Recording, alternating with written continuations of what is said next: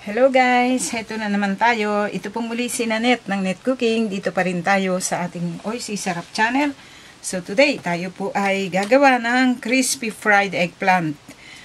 So ito po, meron tayo ditong 3 eggplants.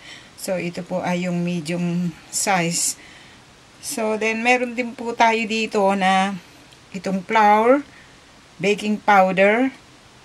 Then, kailangan po natin ng breadcrumbs. Kasi po, i-coat natin, i-cover natin ng breadcrumbs itong ating eggplant o fried eggplant. Kailangan din natin ng eggs, 2 eggs ang gagamitin ko dito. Milk.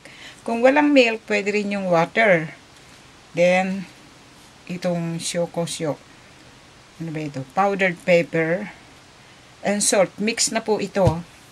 Okay, ito lang yung mga kailangan natin. So, ang gagamitin kong breadcrumbs dito, yung pine. Yung pino siya. Ginagamit siya pag gumagawa ng mga croquettes. Ito yung magaspang pag gumagawa ng mga shrimp fry. Okay, so ang gagawin natin, so itong eggplant, ito po ay ating ipipil natin siya. Babalatan natin itong eggplant. So, ito, tabi natin ito. Pero iiwanan po natin itong tangkay kasi ito yung pinakahawakan. Yan. Babalatan natin. Okay. Ganito lang ang gagawin natin. Okay. Parang sanay ako ng ganito eh.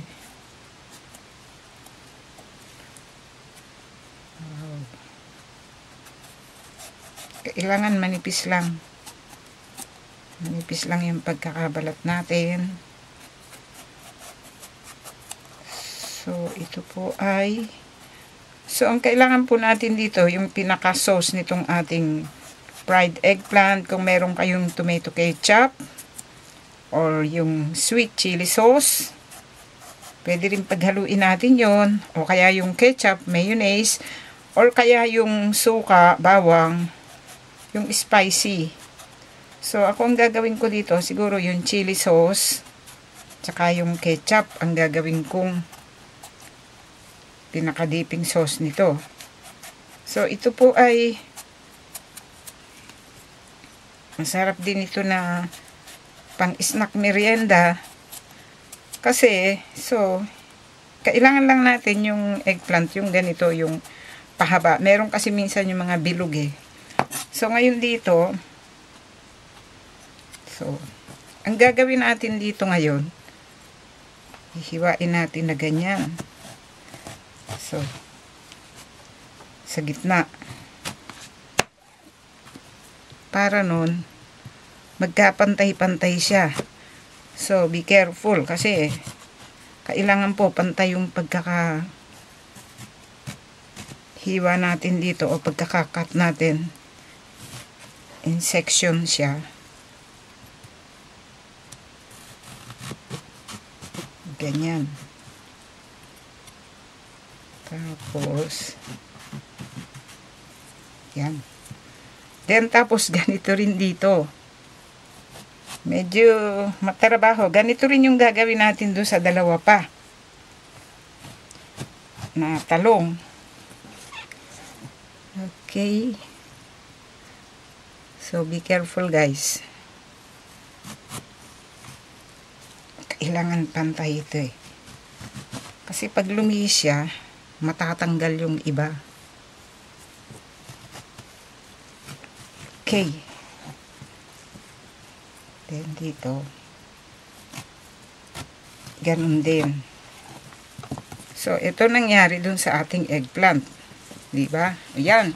So, dito ngayon, ang gagawin natin, isiso natin siya ng salt and pepper. Yan.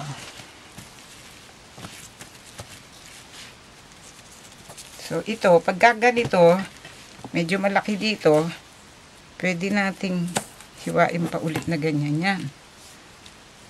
So, be careful lang. Ingatan natin kasi baka humiwalay. Okay. So, ganito lang yung gagawin natin. So, ganito din yung gagawin natin doon sa dalawa pang eggplant natin. So, ngayon, papakita lang natin yung kung paano natin gagawin ito. So, meron po tayo dito yung isang mixing bowl.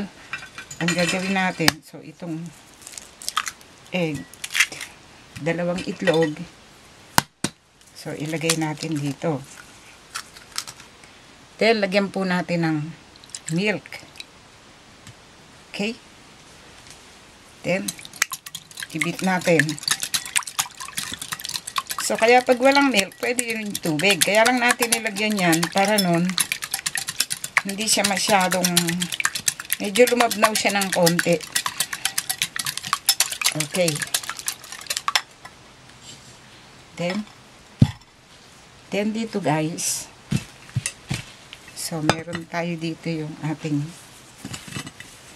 so, tabi natin ito Then dito, ilalagay natin itong ating flour. Then, itong baking powder. So,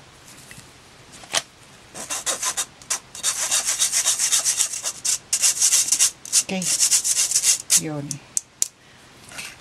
At dito naman sa isang lalagyan na natin, dito guys, ay yung breadcrumbs. Okay. So,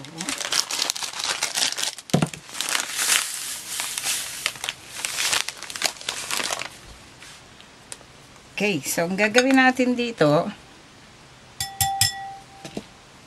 itong ating eggplant na pinaghiwa-hiwa,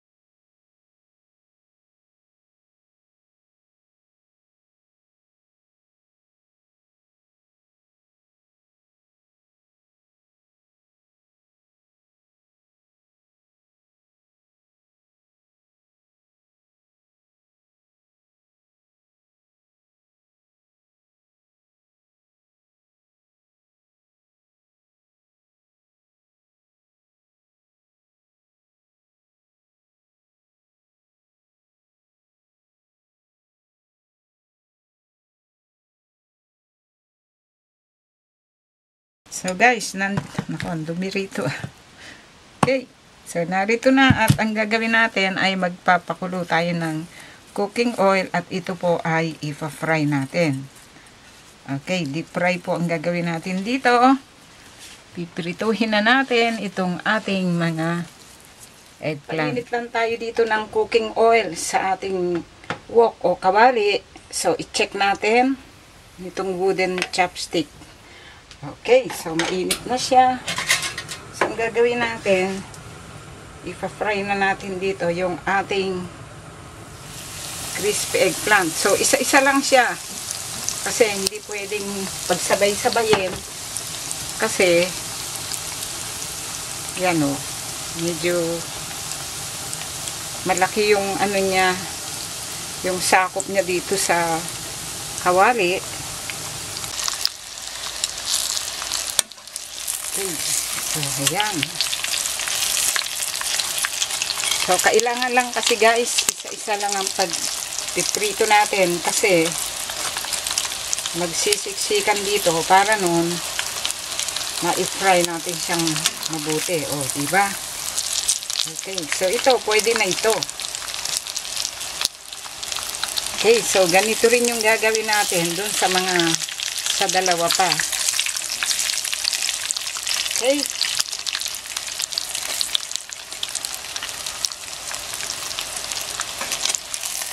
Okay, then aalisin na natin ito.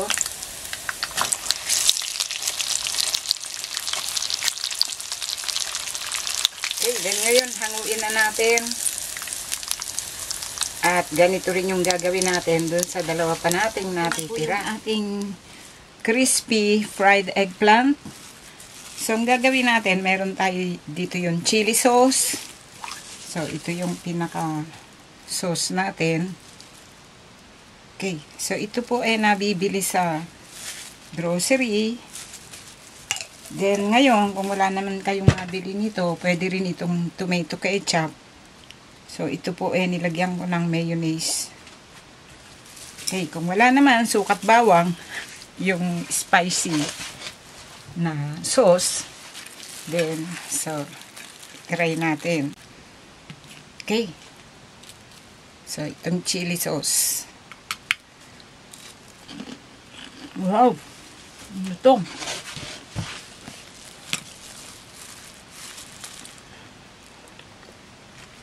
Diba? Simple lang. Okay guys, sana po nagustuhan nyo ang pagkakaluto natin dito po sa ating fried eggplant.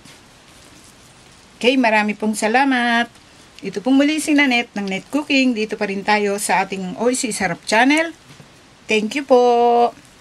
Bye. Sarap pa. Pwedeng snack. Kaya lang, yun. Tingnan nyo yung loob. Ito naman.